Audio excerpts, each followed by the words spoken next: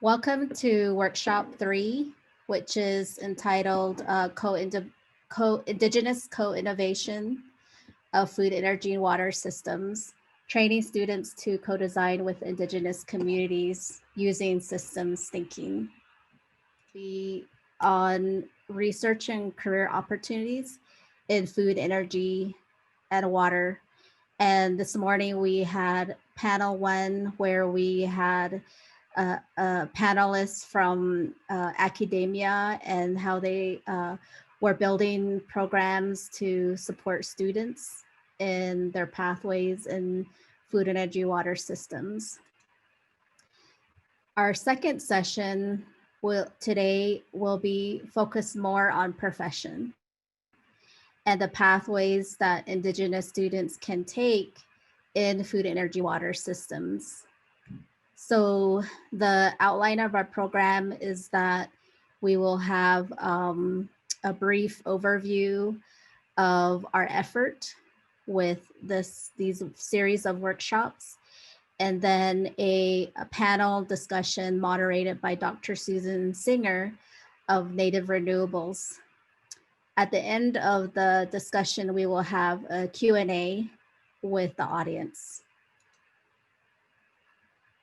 And before I continue further, I want to acknowledge that I am located at the University of Arizona in Tucson, Arizona, which is sitting on the lands of the Tohono O'odham and Pasco Yaqui people.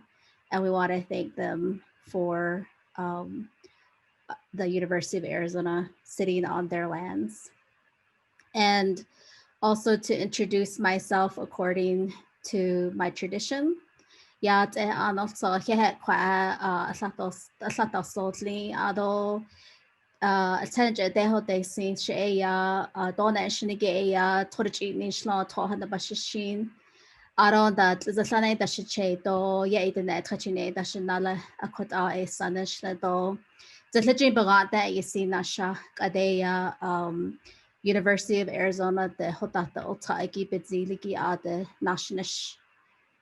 I am Bitterwater, born for near the water. My maternal grandfather is mini goats, and my paternal grandfather is ready running into the water.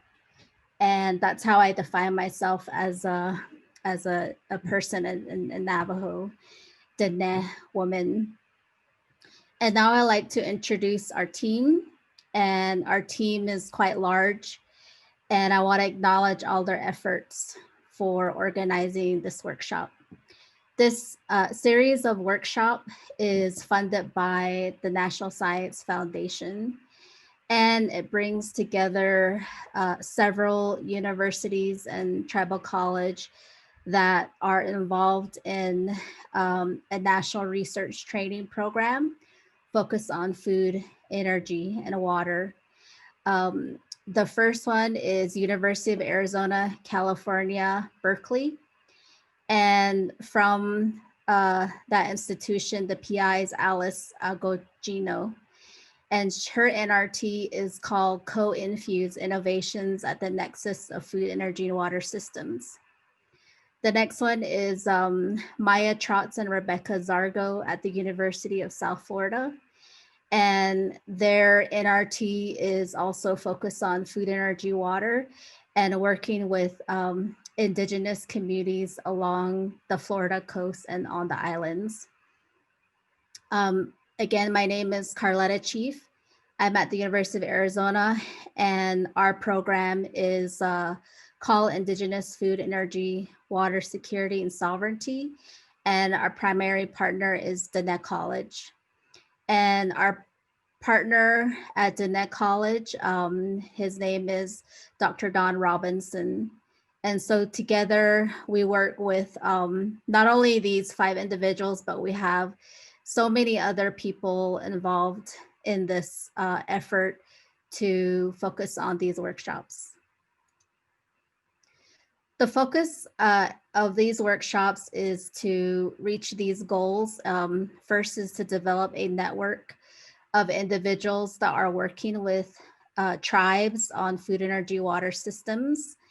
And as this includes community members, environmental professionals, researchers, educators, and students, to identify the challenges and opportunities, also to identify best practices working with and within the Indigenous communities, also to identify funding opportunities and develop solutions and submit proposals. For all of our efforts thus far, one of the main themes that we have discussed many times within our program and also within this workshop is that systems thinking is present and has always been in Indigenous communities, and that is to be recognized. And so our goal is to be involved in co-design with Indigenous communities, where the communities lead in the type of work that they want to do and identify the needs and drive the research questions and the projects. I want to now talk about the previous two workshops. So workshop 1 was in June, and it was a 1-week workshop. And we had various sessions throughout the entire week. And it was attended by almost 200 people. And this workshop was originally supposed to be at Diné College, but with the pandemic, we moved everything online. So the topics we went over were how COVID-19 has amplified food, energy, water challenges on the Navajo Nation. What are the best practices and innovations going on? We had some Diné cultural experts talk about Diné worldviews, and we had panelists talk about their work on food, energy, water on the Navajo Nation. We also had individuals that were experts in decolonization. And then we had educators who work on K through 12 schools and how they focus on food, energy, water systems. And then we had a lot of discussion and dialogue about how we can work together and what to do next. From those conversations, we had workshop 2, and that focused on tribal colleges. I want to note that this is the incorrect flyer, but this workshop was held in August, and it was similar to this format where we had 2 sessions, and we focused on how tribal colleges and their students work with tribal college students to help them in their educational journey in the food, energy, water systems. All of these sessions are online at the University of California, Berkeley workshop website. We encourage you to view them. Now I'd like to just talk about what topics we like to consider in co-innovation with Indigenous communities and how sustainability can be considered. So this is a diagram which shows that we want to focus all of that on Indigenous knowledge and context to have sustainable food, energy, and water systems, health and well-being, resiliency to pandemics, sovereignty and environmental justice, multi-generation perspectives, STEAM, language and cultural brokers, and digital transformations in access and development. Of course, all of these topics don't encompass everything. So we know that there's more we need to consider. We've been holding listening sessions before each of the previous 2 workshops, I'm sorry. And the listening sessions are to listen to students and what their recommendations are based on their needs. And many of what they said is summarized here, which is that They really want to have a community campus relationship and to have accountability, program flexibility, and inclusivity. And the things that they recommended is that they would like to get more financial support, increased mentoring, support in the undergraduate to graduate navigation, having a variety of networks to support them. Many of our students are non-traditional, so they would like resources for family as well as their commitment to family, opportunities to engage in research, having access to library. Some of our tribal college students don't have access to the library, and institutional support for Indigenous learners, and then technology support. So the workshop goal of this workshop number 3 is to focus on the pathways to research careers in food, energy, water systems, and to identify who can help with those pathways. And then we would like to bring everybody together, those networks, to develop an alliance that could be proposal to NSF. So the outcomes so far, just as I said, we're working on an NSF alliance proposal that would help to support and answer the questions that we have discovered in the past 2 workshops. And then we like to do some other things like have virtual tours of tribal colleges, projects, creating a database of best practices, curriculum, and other resources, as well as the publications. Thank you so much for allowing me to give a brief overview of what our effort is, and I'm really excited for this panel. I know several of them, and I'm very honored to have Dr. Suzanne Singer with us. She's an exciting young woman that has done a lot with her work in native renewables and just been really innovative by creating her own nonprofit. Dr. Singer, she's Dene, and she grew up on the Navajo Nation and Flagstaff, Arizona. She created a nonprofit called Native Renewables in 2016 to solve energy access to the challenges facing over 15,000 families on the Navajo Nation who don't have electricity. Dr. Singer has a PhD and a master's in mechanical engineering from UC Berkeley. And at UC Berkeley, she focused her research on thermal transport and thermoelectric materials. She also has a bachelor's from mechanical engineering from the University of Arizona. So it's really neat that she's an alum from both of the two of the 3 partners in this workshop. And thank you so much to Dr. Singer for taking out time to moderate the session. And thank you to all the panelists as well. Dr. Singer.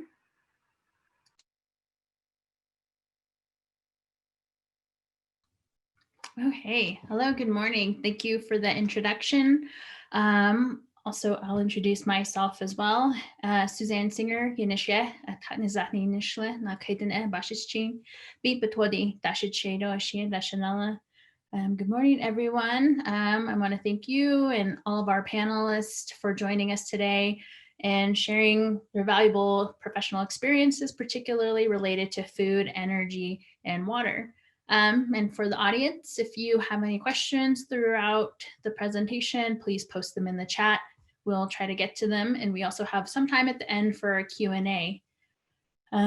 So we start with introductions. So the first person I'd like to introduce is Cassandra Casperson. She joined the Student Programs Office at Los Alamos National Laboratory, or LANL, as an internship coordinator in 2017. She coordinates internship programs for undergraduate and graduate students pursuing degrees in STEM. and she has 15 years of experience working closely with students to help them succeed in their internship experiences. We're also going to be posting some links to some of their organizations and things that they've asked us to share in the chat window, so make sure you check that out.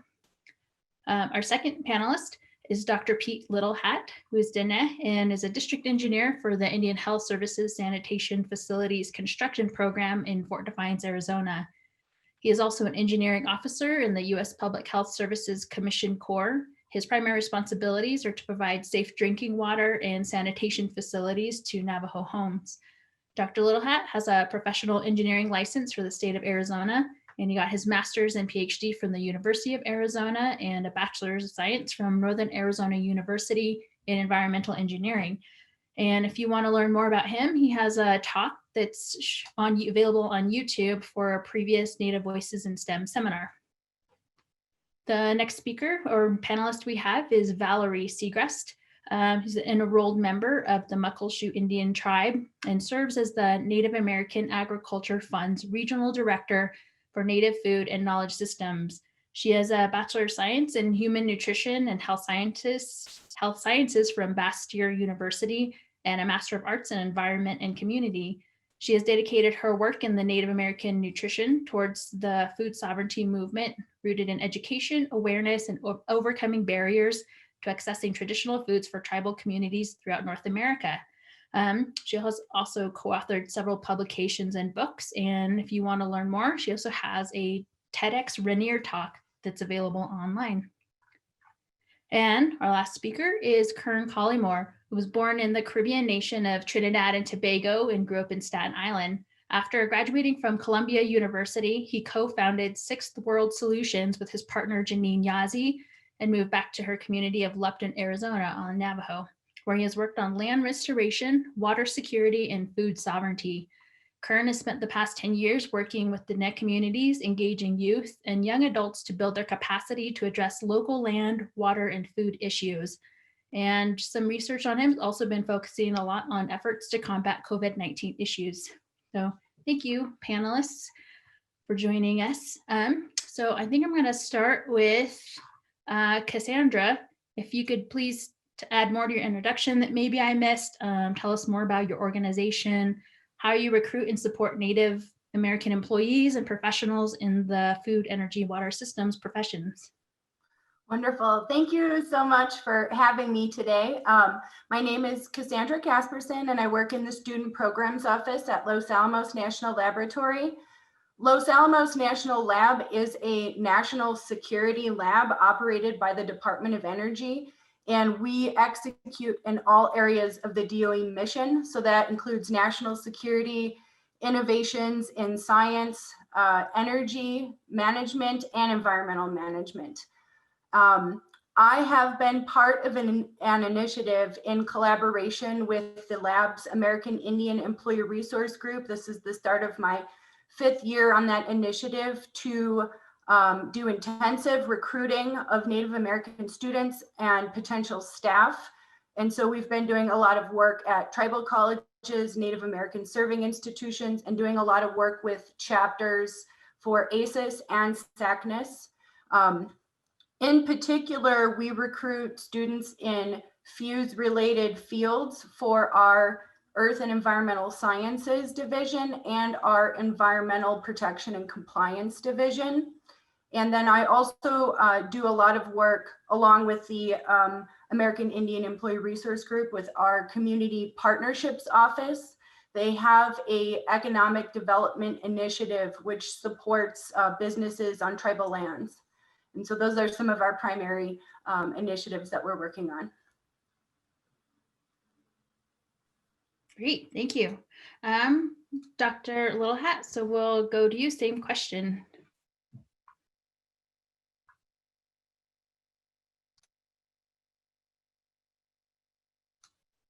And you might be on mute. Yes, there you go. Okay, sorry about that. This is actually my first time. So hello everyone. Yadate Peter Littlehat Inishia. Arot Nakidine Bashashin do Topai Nakidinentional Topai Bashashin ko Twitch dash Shado, but Ani dash so good I didn't. I see she how there mesa nasha. So I am Navajo. I introduced myself. I gave my clans. So I recognize one of Dr. Singer's clans. She is related to me. Ko Yate Shazeda Nilila. So it's good to have family. That doesn't matter where you're at. So it's always good to encounter family members. I've been working with the Indian Health Service for about 9 years now. With the Indian Health Service, people usually think about doctors and nurses. I mean, they are the primary figures within the IHS, but there is a specific program called the Sanitation Facilities Construction Program. Back in the night, I'll give you a little bit of a history. Back in the 1950s, there were doctors that were first coming to the Indian reservations, and they were realizing that there were a lot of illnesses, even fatalities and mortalities among babies, infants, and even elders, and they were all related to stomach issues. So they realized that the problems were all related to lack of safe drinking water. So that's how our program was developed and under what's called Public Law 86-121.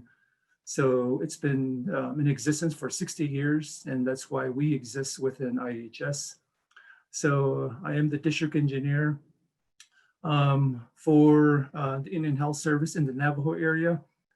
So your question was related to recruiting. Is that what your question was, Dr. Singer? Yeah. Okay. Yeah, it's very challenging for us to hire professionals a lot of times because there are Navajos or even Native Americans who go on to college, and a lot of times these Native Americans are graduating from college, but at the same time they experience the city life, and a lot of times they prefer to stay there. So our challenge is to find those individuals, to have them come back to either their homelands, or it could be any Indian community, and have them come back and help them directly. So those are the types of individuals, young professionals that I'm looking for to hire. So I think it's very hard because some of these offices where we want them at are very rural. So in my case, that's what I preferred. But those are some of those individuals that I'm always seeking. So I hope someone's out there listening and they can contact me and we can start a dialogue. So for now, that's all I'll say. I can probably add more later. Great, thank you. And then Valerie, same question. How do you, more about yourself if you want to add, and then how do you recruit and support Native American employees or prospective employees in the FEWS professions? So I am a member of the Muckleshoot tribe located just south of Seattle, Washington. And my job title for my organization is the Regional Director of Native Food and Knowledge Systems. And I work for the Native American Agriculture Fund, which is a private spend down charitable trust funds. And the funds will be distributed over the course of 20 years. We've only been in existence for 2, so we've got 18 years left to live.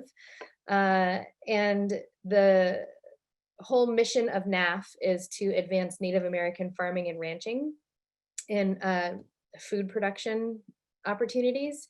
And our objectives include the establishment of sustainable food production systems throughout Indian country, and to help tribes achieve maximum productivity and full protection over their lands and resources.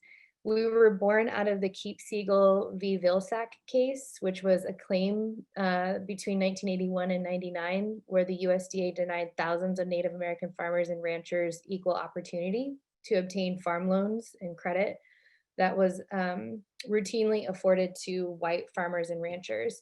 So the plaintiffs argued that the USDA did not outreach to Native American farmers and ranchers or provide technical assistance needed to prepare loan applications or provide loan servicing.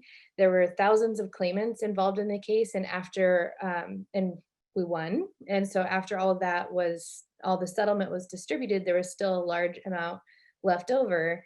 And so the court appointed the life of the Native American Agriculture Fund and appointed our CEO, Janie Hipp. And so we have turned that into this charitable fund where we're focusing on supporting funding areas around business assistance, agricultural education, technical support, and advocacy services.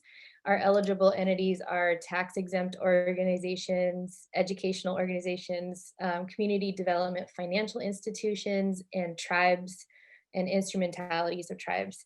So we obviously have this incredible opportunity in front of us. It's the largest ever Native-led charitable fund to be in existence in philanthropy, and we really take it seriously. We're all really passionate about food, and Janie is always saying we've got to build the bench. So we understand that we have this opportunity to advance and really instigate change in Native food systems. But we also have to raise up a generation of people who can step into that work. And so education, agricultural education, and not even just that, we have a lot of conversations around basically anything has to do with food. So communications, law, health, strategies. I'm in the College of Built Environment, at the University of Washington. So it is going to take all of those flavor profiles to show up to really instigate and create sustainable change in a food system that will feed the future. We see that, we take it very seriously. I work alongside so many people who are really passionate and dedicated workaholics to make sure that we take this one opportunity to be the remedy for discrimination in our food system and make a really powerful change happen. That's it for me. Great, thank you. Oh, I love it. I think seeing all the passion in everyone's voices when you speak is pretty amazing. All right, and then move on to Kern. Same question for you. Hi, y'all. Can you hear me? Awesome. Kern Collymore here. It's really great hearing everyone speak because I feel like there are some really poignant things that we're touching on. And, listening to Pete talk about how one of the big issues of coming back and finding young people in the community, the angle that I've worked on for the past 10 years has been exactly that, and engaging with local Dene youth and building the capacity where they're able to engage, where we're able to create situations where people are able to engage in these different fields. So again, we already mentioned, we all know the statistics when it comes to Indigenous graduation rates from high school, and then even worse when it comes to colleges. It becomes really hard finding people to fill these roles. Again, I've worked with different Navajo Nation departments for the past 10 years. I know one of the biggest issues is during the summertime, people like Department of Water Resources, we create these internships and it's really hard to find people to fill them. But my experience is that we have lots of really good young people in our communities who haven't had the opportunity to learn about these things, right? So when you create the opportunity to teach local young people about water catchments or, the new catchphrase is regenerative agriculture. In my experience, they've really stuck to it. To the point of, a couple of years ago, we created this organization called the Little Colorado River Watershed Chapters Association, which is a really long name, but it's pretty much exactly that. It's an association of chapters along the LCR region that engaged in land restoration, water conservation work, but really was based in the community. So, constantly had community meetings, had community representatives, identified community projects. And then on top of that, we identified community youth to engage in those projects. So we would bring out the Department of Forestry or Department of Natural Resources, and we would do a land carrying capacity workshop. And we would at the same time invite out all of the local people from the community to learn about what it is to do land carrying capacity tallies and things like that. And we were able to see that, you know, we had a lot of young people who really engaged in this, who really picked up in it, and who started to realize that, you know, this thing that they felt that they were terrible at in high school, or that they were made to feel as if they were incapable of doing, was actually something that they really knew how to do and they were pretty good at. So from there, we were able to collaborate with some of these different departments. You know, for Fish and Wildlife, for example, they had an internship where 6 of their 7 people came from our local project, right? Where we were able to have youth who were never engaged in these type of fields before come through, show an interest, and then when these positions opened up, we were able to kind of, have them be able to fill it, because Fish and Wildlife was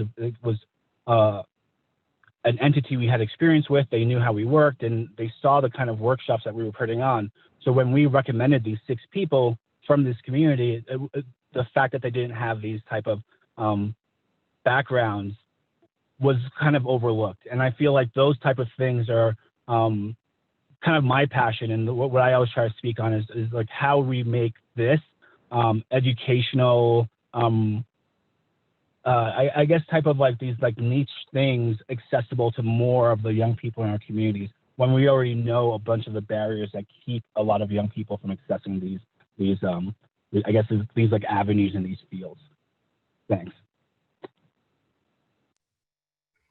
Great, thank you. Yeah, this is exciting. I like also the broad experience that you all have to bring different perspectives to this conversation.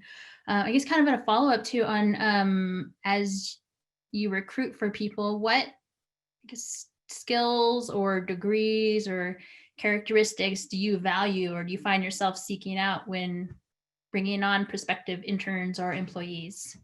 I'll leave it open to see.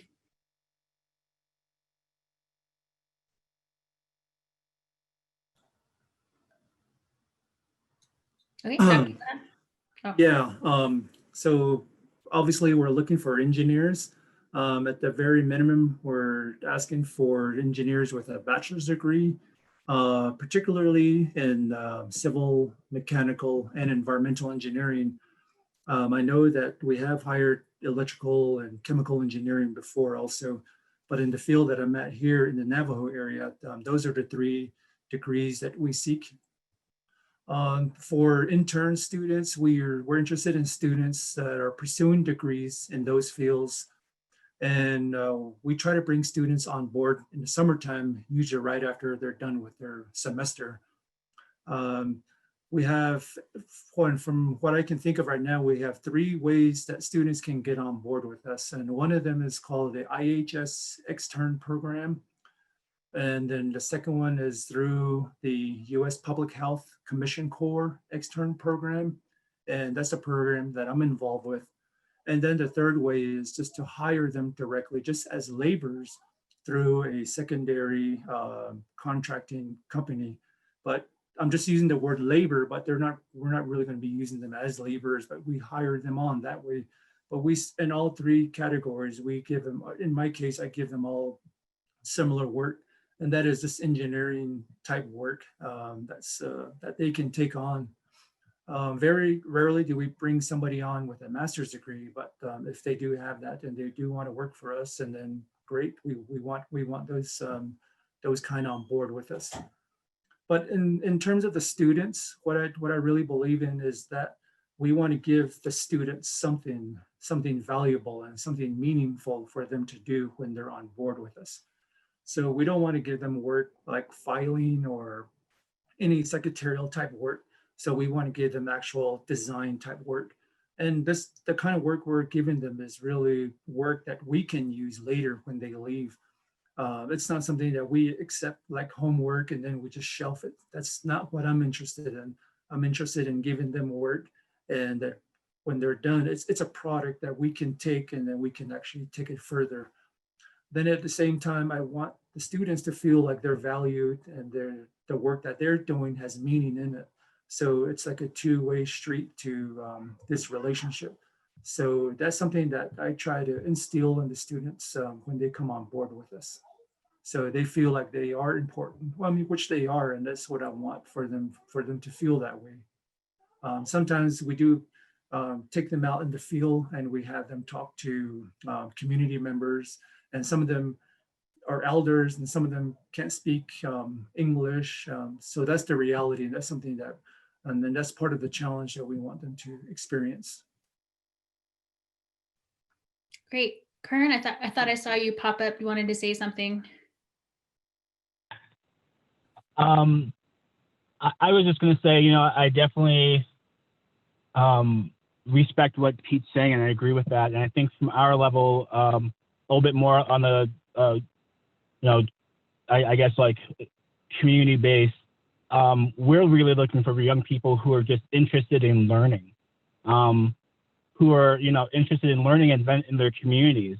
Again, a lot of times these issues that we hear is that, like young people don't want to come back, or young people don't stay home because the big cities have this like big appeal. But when we come back home, there are lots of young people around here.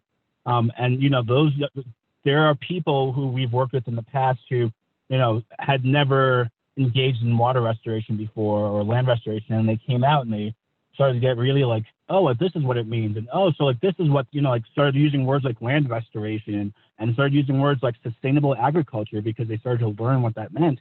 And they've continued on, I'm not here to like throw out names of like people, but there's people who've been able to go through the programs where they're able to see what these things are and understand what it is, and then go off to check out the BIA water technician courses that they have down in Tucson. I don't know if they still have it, but I know that they used to have it pretty regularly, and they would accept local community members who are interested in these fields, and they're able to get this even like wider range of knowledge. And I feel like in those examples and those things, it's usually the community people who are young people who are really go-getters, but curious about learning about the world around them. So that's like one of the things that we look for, people who are really into land restoration, water conservation, but also really into their community as well. Great. And then Cassandra, did you have anything to add? I thought I saw you. I do. So at the lab, we have a huge internship program. During the summer, we actually host about 1,900 interns. And then we also have, during the fall and spring, we usually have about 500 interns that are with us year round. And that is undergrad, post-bac, master's, postmasters, and doctoral level. And specifically in the FEWS area, we hire students studying atmospheric science, agriculture, bioscience, ecology, forestry, fish and wildlife, hydrology, geology, geophysics. We have pretty much every area of STEM that you can think of. And one area that's become really huge at the lab in our Earth and Environmental Science division is needing people who work in computational sciences, who can do work with large data sets and do simulations, visualizations, and modeling. People with both environmental science and then the computer science background, that's become really, really important. And I always talk to the students, they don't always see maybe how their interests would align, but combining those different disciplines together makes them very desirable interns. And so those are definitely some of the disciplines that we're looking for. And then in terms of skills, I think that really depends on what level the student's at. If they're an earlier undergraduate, we might be looking that they have some of the fundamental technical skills in their disciplines. But if they're junior, senior, maybe we'd hope they'd have more of those fundamental skills, such as lab work or field work. And then if it's graduate level, we'd be looking for someone who had more advanced technical skills and more research experience. And then the other thing is so much, soft skills, workplace competencies, such as the ability to work well with teams, public speaking skills, just those interpersonal soft skills. We really look for students who have those kinds of things, because the lab is very interdisciplinary and you often have to work in teams across disciplines. And so we definitely look for that with interns. And people who have time management skills, that are flexible and are interested in innovating. I would really like to echo what Kern said. We want people who are passionate and excited and want to learn. You don't necessarily have to have, you know, all of your technical knowledge in order, but if you're willing to learn and you're excited about it, that's really what we look for in interns. Thank you. Great, thank you. So I'm going to move on to a new question. I think learning about your past has been really interesting. I want to ask, and I mean, I'll start with Valerie, is to get where you are now, what are some of the, I'll say, training that you've gone through or experiences that have helped to foster your career in the FEWS world?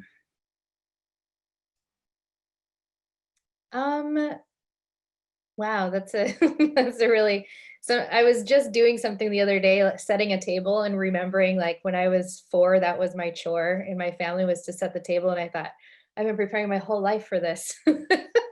So it's kind of a really big question, because sometimes I feel like this is what I was put here to do, and all roads have led to this very moment. And that's why I so fiercely am in love with everything I do and protect it, because I don't know what else I would be or where else I would go. But I think, you know, I have this mentor. Her name is Dr. Rose James. She's a Lummi tribal member and one of my favorite people on the planet. And her and I talked a long time about, I met her through a program she started called the Launching Native Health Leaders. And she basically just took us around to all these IHS conferences, a group of about 10 of us. And we were all interested in all kinds of different things. I was studying nutrition at the time. There was a woman there who was doing communications. There was a one who was in nursing school, and we would all meet up at these conferences and network and meet people. And we followed each other through over the course of several years. And there's this idea of the pipeline to the PhD. And Rose and I often talk about it in Indian country. It's more like an irrigation system. Like people are on the road there, and then some unforeseen thing happens and they have to go back to their communities and take care of a sibling or an elder or do some kind of community work. I think just as Native people, we have more responsibilities than the average citizen does. We've got our spiritual hat, we've got our cultural hat, we've got our ancestral obligations, we've got our family, and we got personally who we are in the world.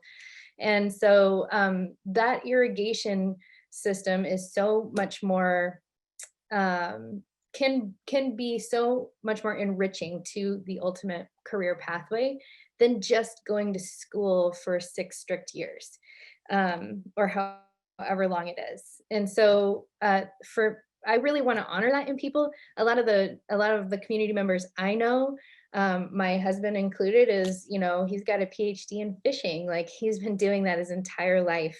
He's been on the water since he was 2 years old. He knows more than any University of Washington PhD person would about the Puget Sound and fishing and salmon and the history of all the things. And also would never go to school. It's just, that's not his style. And so I think we do have to be open-minded to people's applied practice, the stories of their life, and how that manifests in the work that we're all trying to carry, because it makes it so much more rich and honors that cultural relevancy so much more effectively. And so for me, I did all of the things because I'm excited about this work. I'd go to conferences, I'd meet people, I'd try every speaking engagement. If it scared me, I knew I needed to do it. And that was just the advice of my mentors is, you know, when you get that scary feeling in your gut, that's your power. Like lean into it and try it out. Maybe there's a reason for you to be in that specific moment, place, and time. So the best advice though I could give is to just surround yourself with mentors and people who care as much about the work as you do, and fall in love with it. And if you're not in love with it, you need to find something else to do, because that's what it's going to take really to turn the story around and to really make sustainable change. Oh, beautiful. I love that. Anyone else want to tackle this question?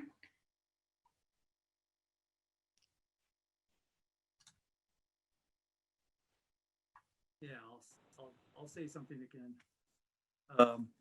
Yeah, so we're always trying to, as I mentioned, we're always trying to hire professionals, and not just engineers, but any profession across the board. And some of these vacancies are there, and we have a hard time filling in those slots. Some of these positions are announced on usajobs.gov, so I just wanted to mention that. But sometimes a position is it's just created.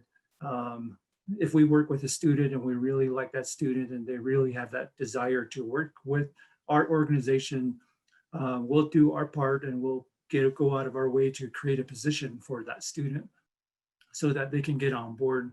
So that's one thing that we try to do with when we're trying unconventional ways to bring students and have them become professionals for IHS. So once you get in with IHS, the career potentials is very high. You can start in a rural area where it's just a small field office, and then you can make your way up to all the way to headquarters if that's what one desires. But you can move in the career either locally, regionally, or nationally. For instance, if you start in the Navajo area, you can, if you find a position that's a higher level grade, you can then move to, let's say, Portland, Oregon. So, and then maybe later you could move to Phoenix, and then maybe eventually make your way back to the Navajo area. So that's just one example that I'm giving. One of the things I wanted to mention with the Indian Health Service is that because it's a federal agency, that the benefits are really good.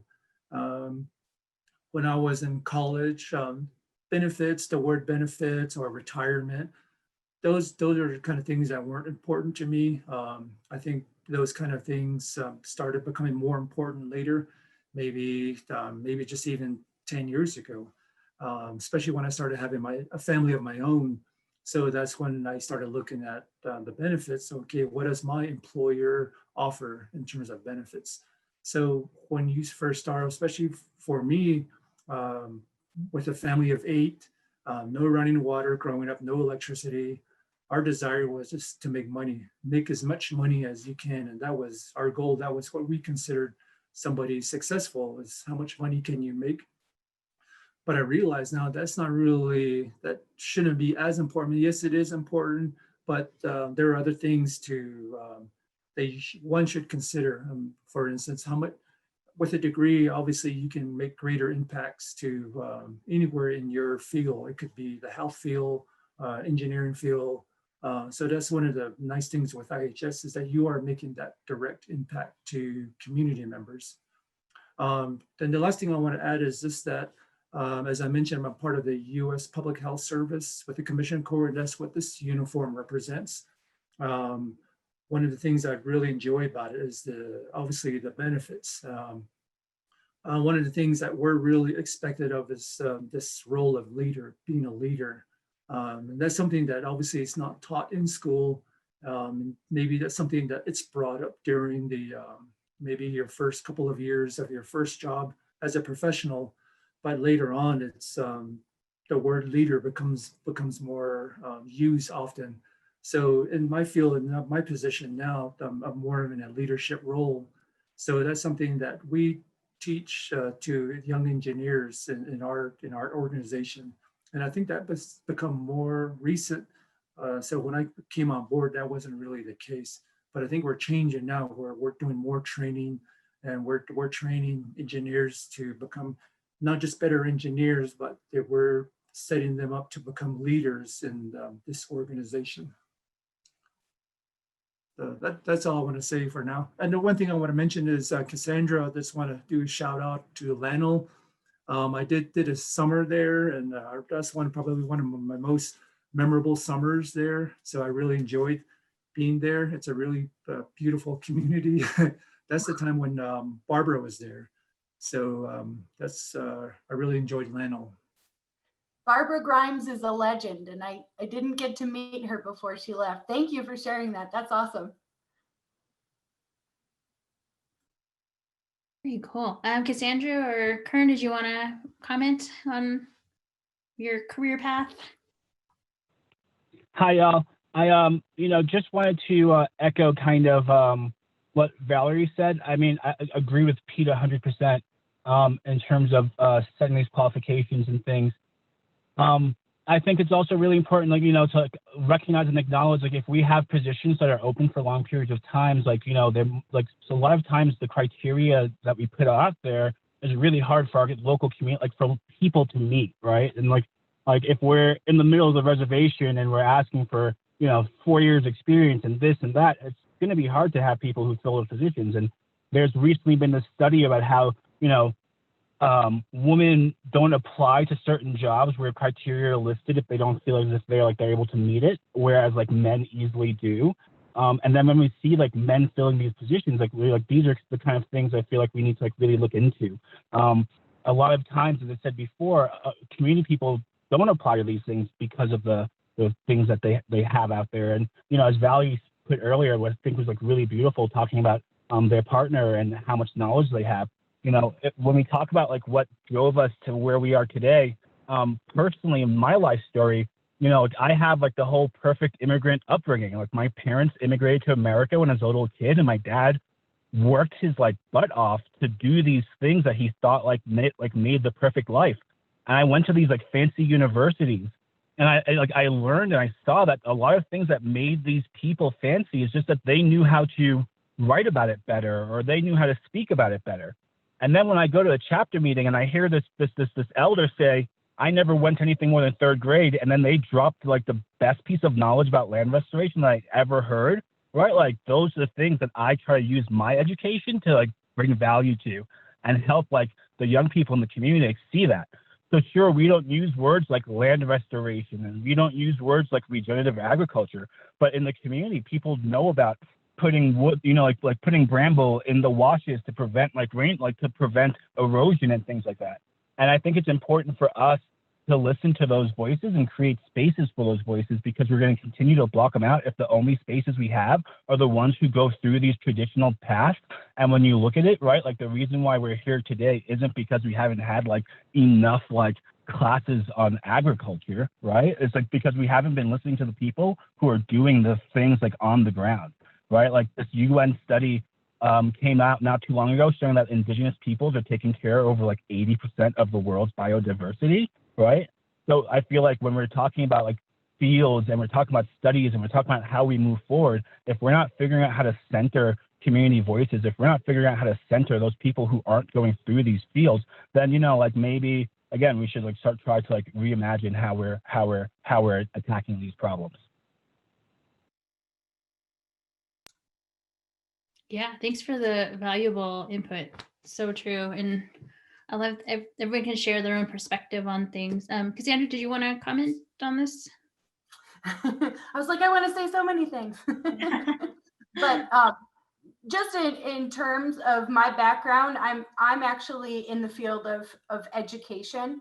And so I was lucky enough I have a professor who said, I think you'd be a really good tutor. And I started tutoring when I was an undergrad, which led to doing supplemented study courses, which eventually led to me becoming an academic advisor. And then I was actually a program administrator at the University of Missouri. And they said, we really want you to develop a experiential learning program focused on service learning and internships. And I just really got into it because I saw how positive the impact was on students who participated in hands-on activities. Their grades went up, their graduation rates went up, their major selection and career exploration went up, and I just got really excited about it. I'm also taking classes now towards a PhD in education, and I'm focused on studying the barriers and challenges that rural students face. And so that's something that I definitely work with a lot in my current position. And it's something that's very personal to me as well. I grew up in very rural Montana, and I don't really think that I had access to an education until I went to college. And And so I recognize all those different challenges that students have when they come from rural areas. And that's something I work with a lot. So much of what Kern was just saying about our expectations for having internships and programs for students, that really resonates with me. And we are trying very hard at the lab to create spaces for younger students who don't necessarily have experience yet, but that is a whole, and that's something we're trying to work on. We're actually piloting a 2-week virtual program in December for young students to get hands-on data science and computing experience. But this is going to be one of the first times we're having something for younger students that don't necessarily have the experience. So I definitely see that whole, because people need to have a space to learn before they're going to be able to move on to other things, so we have to have experiences for younger students, and they're completely capable of it. I think a lot of times mentors or people running programs, they prefer to work with the older student and don't recognize that the younger student, what they might not have an experience, they have in passion and they want to be able to do it. So I think that's really important. Yes. Thank you. Great, thank you. Yeah, I think this is a really interesting discussion, is how much the criteria for careers vary so widely across the board. If you work at a national lab, there's probably a GPA requirement, there's a citizenship requirement. When I was at Livermore, Lawrence Livermore National Lab, one of the things we used to do when we talked to young Native students was tell them, you're gonna have a background check done on you. So as you're going through your career, like if you want to work at a national lab, you have to have a clean record, behave yourself. So, I mean, sort of things, preparing younger for the future is one thing that we used to do. But I can also say too, that I don't always agree with some of the criteria. I think personally, I didn't have the best grades sometimes. And I was fortunate people fought for me to get into programs, and I did. Otherwise, who knows, I may not be here. But the other thing I think is amazing that was kind of touched on a little bit was how, I love it when science validates Indigenous knowledge or stories. Like, I think that is the coolest thing that happens. So yeah, thank you everyone for your input. Let's see, and I think one question, let's see, I guess we'll go on to, I think, one of the interesting questions I have. We kind of started it at this point, but if we have more input or thoughts or how to, I guess, deal with it. But what are some of the benefits or challenges for professionals that want to be in the FEWS fields to choose their careers to either work on tribal lands, in tribal lands, or with tribal communities, or on tribal issues? Maybe we'll start first with some of the challenges, and then we'll go on to the benefits.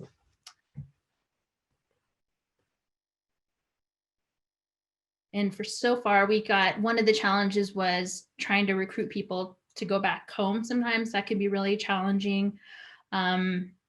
Finding people to apply for the position sometimes can even be really hard. How have you all in your organizations, or as you're thinking about this, how do you deal with this or plan for this, or what are the things that you need to be aware of or mindful of?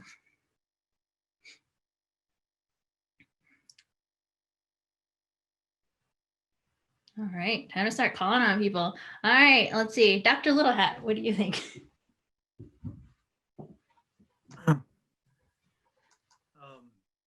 One of the things I wrote down here is that, it's just reiterating what we talked about finding students to come back to, it could be their homeland or it could be to a tribal community. But I think that the challenge is this, what I consider to be a dogma, and that dogma really starts to exist among Native American students when they're in high school. As I mentioned earlier, that a lot of times the students feel that they need to leave their reservation and then get a job in the city, work for XYZ corporation to be considered successful. And that coming back to the reservation is like the last, after they've spent all of their efforts to find a position, that the last straw is to come back to the reservation. So I think some of that dogma is still there. So somehow I think we need to overcome that, where coming back to the reservation can be a good thing, especially if you have a degree. So I'll use myself as an example. I've heard comments with a PhD degree where people were expecting me to work for a giant design firm. And I mean, I did work for them before coming to IHS, but many people expected me to go into academia to be a faculty member at a university. And so maybe one day I'll do that, but for now, this is what I want to do. So we need people like that. There's got to be people like that out there, professionals. They want to, and we've heard it over earlier today that there are young people out there that have that strong desire to help people. And that desire is probably one of the most important traits that we can have. If they don't have the knowledge, then that's secondary. We can train them when they come here on board. So that desire and really that willingness to help the Indian community, Native American communities is probably one of the most important attributes to have to be here. So those, like I mentioned, those are the ones that I'm looking for. So there are benefits, but like you mentioned, I'll bring that up later. Okay, great, thank you. Valerie, do you have thoughts on challenges? I'm going to try to connect this back to NAF because that's what I'm here to talk about.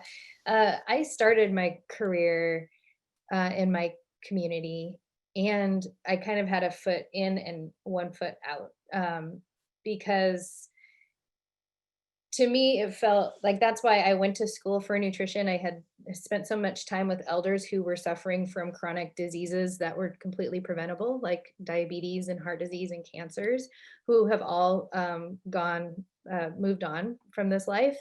And when I'd ask them what they thought they needed to heal themselves, they would say, if I had access to traditional foods and medicines, I know I would be able to heal myself or feel better.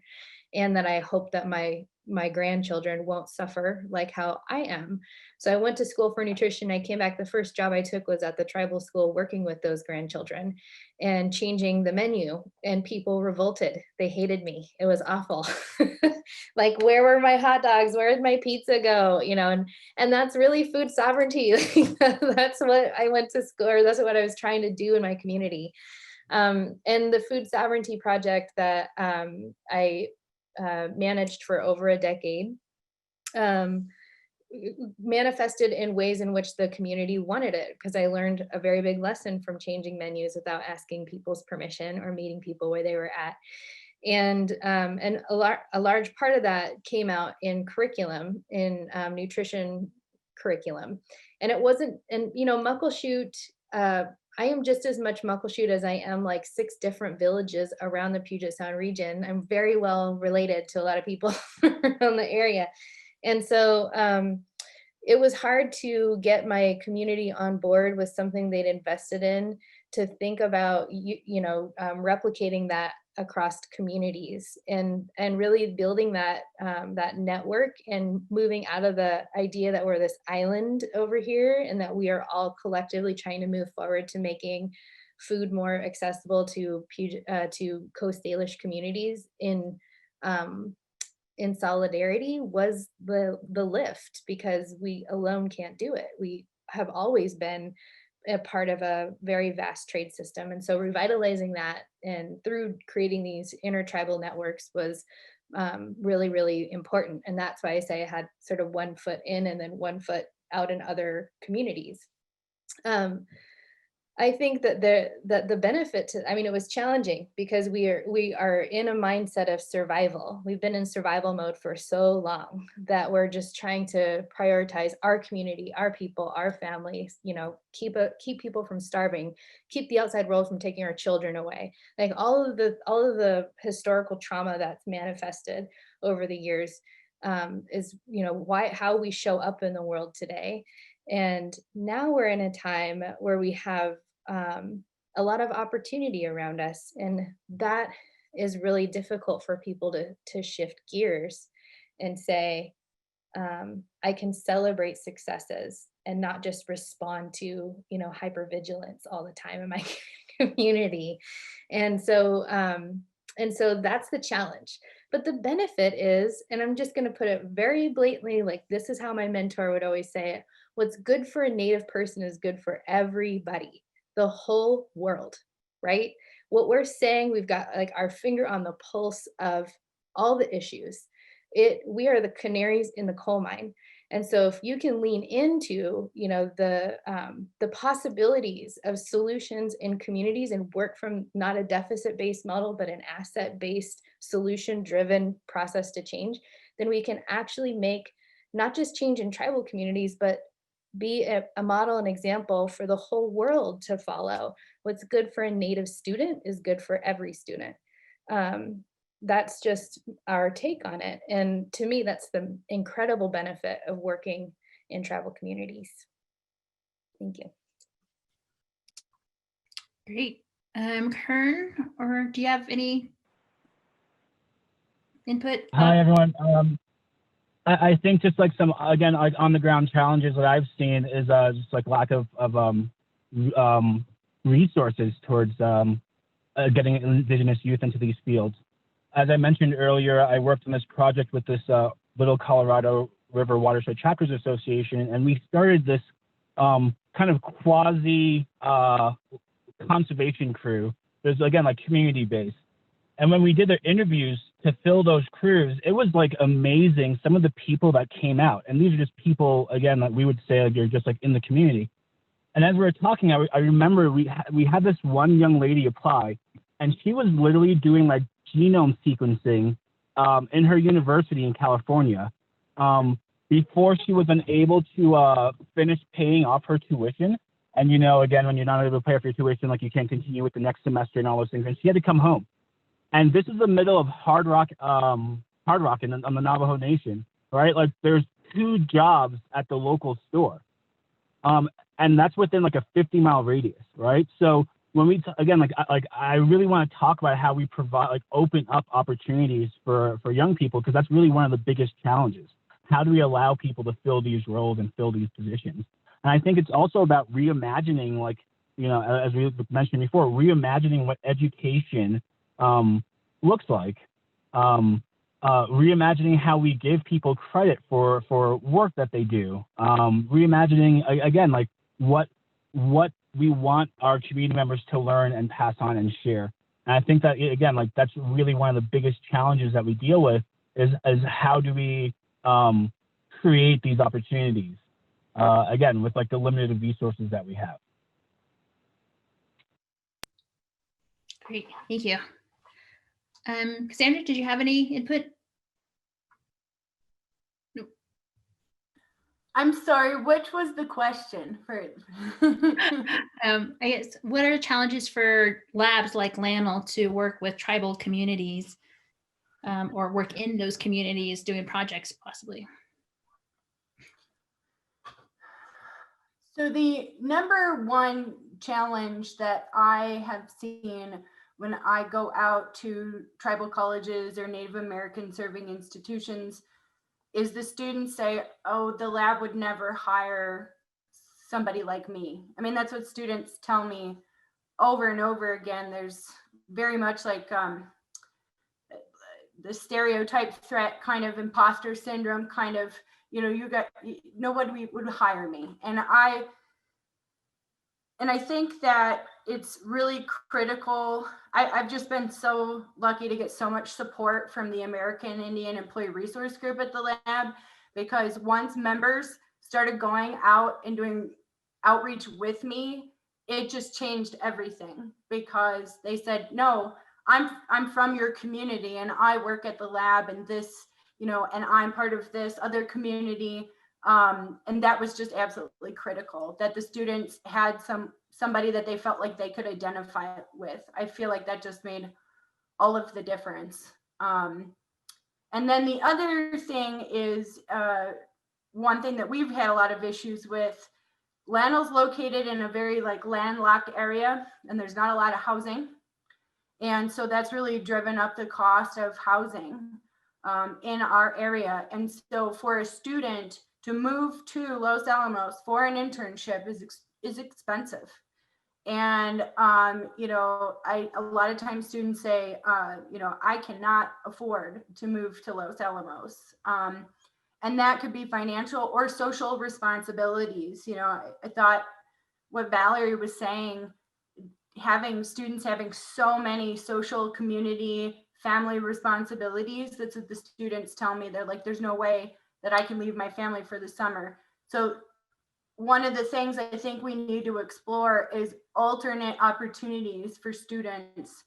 And maybe this is a way to make lemonade out of the COVID situation in terms of education and start really rethinking how we have virtual programs and how those give opportunities to people that they otherwise wouldn't have. The mentors at my institution were so resistant to virtual internships. And we said, just give it a try. Let's just try it out. We'll do all this research on best practices. And one by one, they started calling me and saying, I had no idea that a person could accomplish something like this virtually. They were so amazed at what can be done. And I think this is an avenue that we really need to explore to give students who might not otherwise have opportunities to do experiential learning. And I think it's very possible and will open up a lot of doors. Very cool. Yeah, I love that. I mean, definitely the forcing us to have to do the remote stuff has been interesting and challenging and great, all of the above. Back to Dr. Littlehat, the benefits. What do you see as the benefits? Well, the benefits with my organization, working among Native American community members, is just that you are working among Native American community members that you actually are living there with them. So, I mean, I'm Navajo, I'm living among the Navajos. So that's one of the benefits to that, is that for me personally, I am continuing to learn about the Navajo culture. I was raised in the Navajo traditional way, speaking Navajo. I didn't learn English until I started kindergarten. So my parents were just Navajo speaking only. So that's how I was raised. But now, as I'm older and I returned to the Navajo area, I realized that I still lacked a lot of knowledge in the Navajo culture. So that's when I started learning more about it. I started learning about the clanship system. It's not about just learning about your clans, who you are, but how do you apply that? How do you apply that to other Navajo people? So one of that's one example. And then another example for me is there is actually a Navajo way of leadership. So sometimes that's different than the way we're taught in the organization. So whenever I get the chance, I ask local community members, okay, how can I learn about leadership from the Navajo perspective? So I'm continuing to learn that. And then at the same time, I'm also learning about how to address conflicts among community members or stakeholders. How do you address a conflict? So is it the way that I'm taught by my own engineer officer mentor who is a non-Navajo, or do I approach it from a Navajo way of addressing this issue? So those are some examples that for me that I'm learning. I think they're very effective. It works out here. As we've heard, I mean, if it works here, it can work anywhere. But the most important thing with working out here is that we're doing meaningful work. So that's one thing I really want to stress, is that the work we're doing here, really, there's no issues or discussions about profit or how did we do this past quarter. I've had those kind of discussions in my previous job, but in this case, we don't have that. We're just out here to try to do meaningful work, and we're trying to provide just a basic infrastructure to the community members out here. So that's what we're doing. I just want to close with just this one comment here, a story that when I first started, I I had this problem with installing, and I designed a pump station. So it was to serve a huge community. It was actually in Chinle, Arizona, but I was getting resistance from some of the community members because this was going to be a permanent structure, like a booster station and a community tank. And then also all of the ground disturbances that we were going to do. But also that there was these family members that really wanted this infrastructure built for them. So it really came down to a grandmother coming in, and she spoke to me, and then it was really like a prep talk to me. And one of the things she said, I mean, at the very end, and she said it in Navajo because she couldn't speak English. And then she said to me,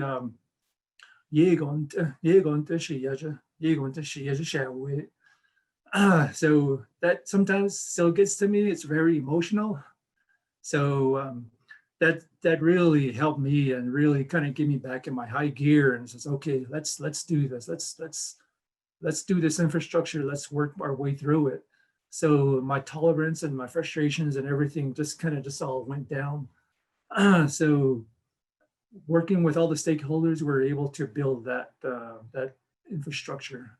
So that's an example of where I took this knowledge that I received and all the skills in the private sector, and then this Navajo way of working, just fuse them together, and then I made this project happen. So those are some of the encounters that out here that I don't think I would have really learned if I stayed in the private sector.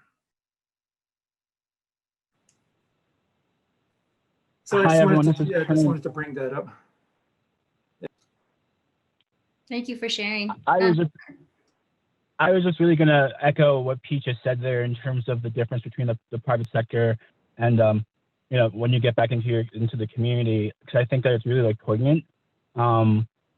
Because again, a lot of times there is this disconnect. Like I said before, I've been working out here for the past 10 years, and when it comes to like academia, conflict is seen as this bad thing.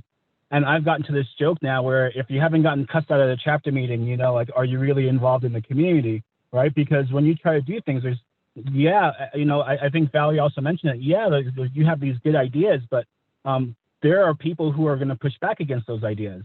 And a lot of times, again, when we come at it from the standpoint of pushback being a bad thing, it seems as if it's negative. But the longer you stay in the community, I mean, a lot of times that pushback means that there are people engaged in that issue, that there is someone who's passionate about it. And that might be your biggest ally once you start to realize where they're coming from.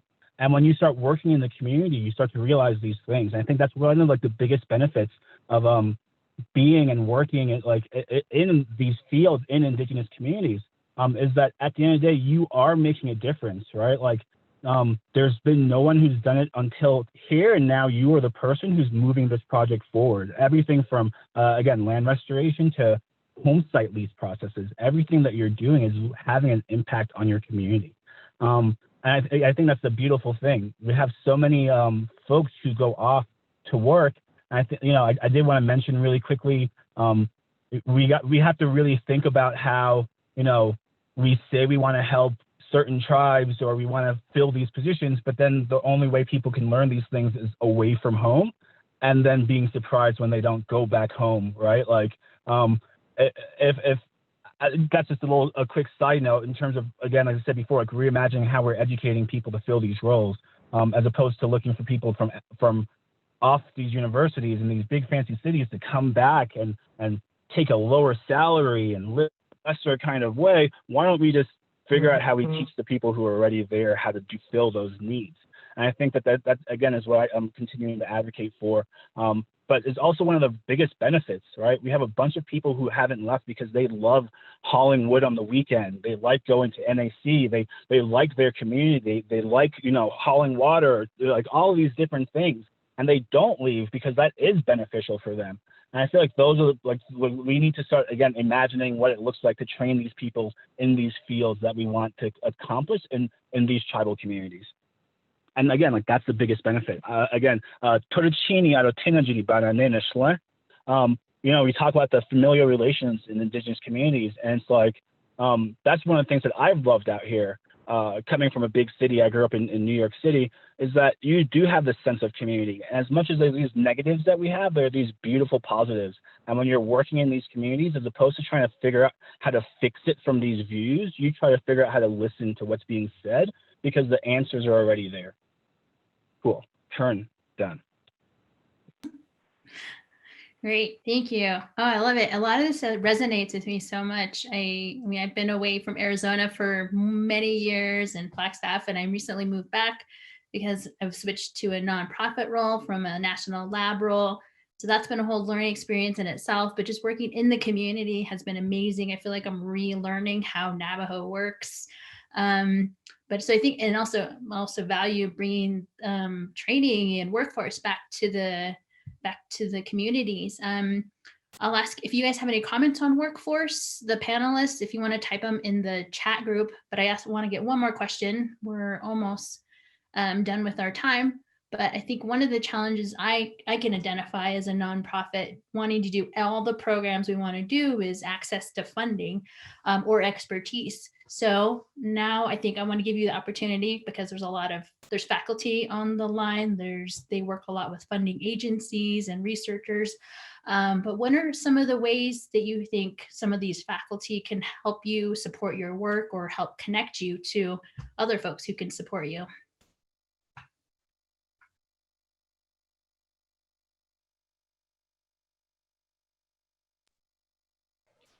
Thank you for the question. I encourage the panelists to think big. How could a network of university faculty help you as well, not just a single person?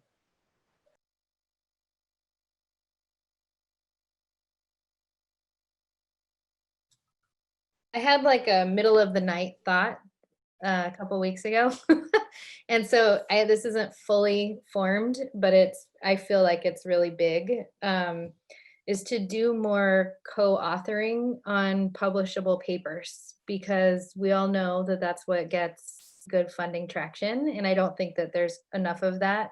And I mean, co-authoring with community or, rising academics that are native and in the field, I think is crucial to their career pathway, but also to just getting more eyes on it. We know, like at NAF, that's actually kind of my job. I've turned into a data geek here, crunching numbers around what funding opportunity, what asks are coming in of us, what we're actually responding to, and how we can be better next year. And there was a ton around ag education and business assistance. Like that's what everybody was asking for in 2020. And we were only able to fund about 25% of our overall ask. So we're taking, because we have this opportunity, we're also being asked by larger foundations how they can show up and be better in Indian country, because 0.24% of all philanthropic dollars come to Indian country. And we literally have people in the grassroots efforts, like they're the ones who gild lilies every single day. And so we want to brag about that and put it forward. But I feel like one of the major lifts that universities, educational organizations can do to help support our efforts is to put more published papers out there with Native people leading the cause.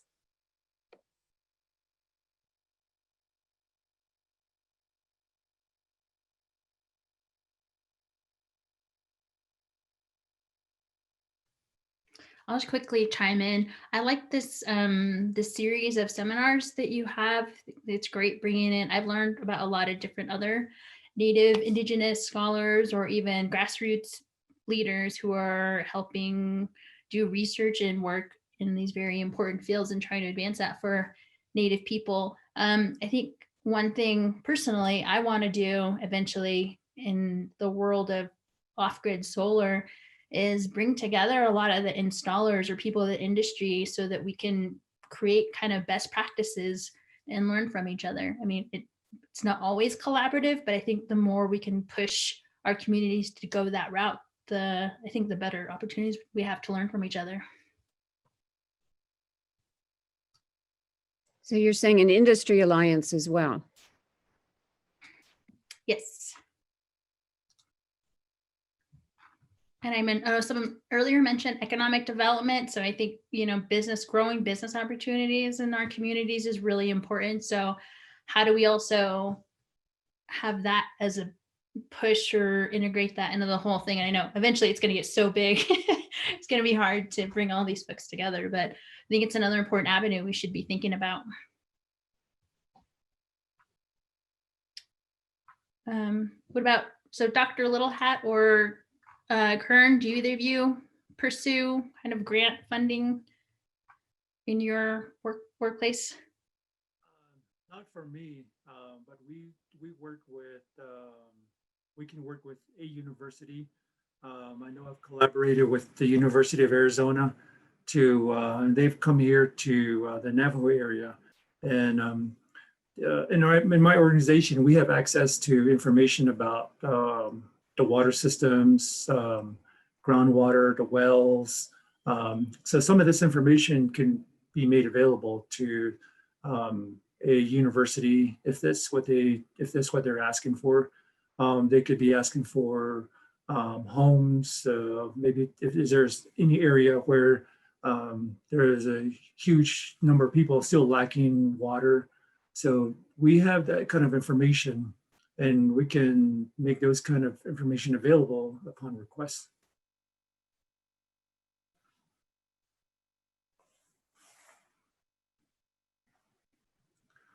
That's all I have on my from my HS. Okay, yeah. And I guess if there's no other comments, lastly, how do people find out about opportunities? Can they follow up with you all? How do they reach you? Kern, you want to start? Hi, everyone. You can contact me. I have, again, a very amateur Sixth World Solutions page that's being worked on. Also, Facebook, Instagram, email at kern.c. I'll send it over the chat. And yeah, I would love to collaborate more in helping to get resources down to community levels, and also how we figure out to create paths for young people to be able to fill these positions. Thanks everyone for being a part of this chat and listening to the opinions. Thank you. Cassandra? Great. I'm going to put my email address in the chat in case anyone wants to get a hold of me. And my contact information is also on the website link that was shared. I'm on LinkedIn as well. And there was one small thing that I thought of. We actually do have a program that supports faculty to do research at the lab, and they can bring their students. And so if anyone was interested in something like that, I can provide more information, but thank you. Thank you. Dr. Littlehat? I'll do the same thing. I'll put my email address on the chat. If anyone has questions about just IHS in our program specifically, or if anyone is interested in the internship, you can email me. Okay, great. Thank you. And our last panelist, Valerie, I followed the herd and I put my email in the chat as well. And check out our website, NativeAmericanAgricultureFund.org. We've got our annual report up on there. We've got a vision document that we just launched that is basically asking for huge infrastructure funding based on all the cracks that have been illuminated because of COVID and our food infrastructure system. And how that can be better by partnering with tribes. And we have, I think our RFA for 2021 is coming out in the spring. So be on the lookout for that. And yeah, get in touch with me if you have any questions. Also, I'm happy to support anybody's connect. I see there's some research projects wanting to partner with salmon tribes, that kind of stuff. Please reach out. And Cassandra, I really just want to say thank you for what you shared. I want to geek out with you so much on Indian education issues. So I hope to hear from you soon too. Yay, wonderful. All right, great. Well, thank you all again. I'm not sure, Dr. Chief, if you wanted to say anything else, but thank you all for your time for joining. I'm at Native Renewables. We're on social media website. You can look for us there. And thank you, Suzanne, for marvelous moderator. Thank you. Yes, thank you, Dr. thank Singer. Yeah, and thank you to all the panelists for joining us today. And please keep a lookout for another workshop that we would like to do in the future. And also, we want to brainstorm how we would like to build a network to connect all the different people and community members and just find a way how to work together on all these different aspects. So and have a wonderful weekend. Be safe out there and make sure you wear your masks too. Okay, thank you. Thank you all. Thank you so much. We'll be in touch. Wonderful.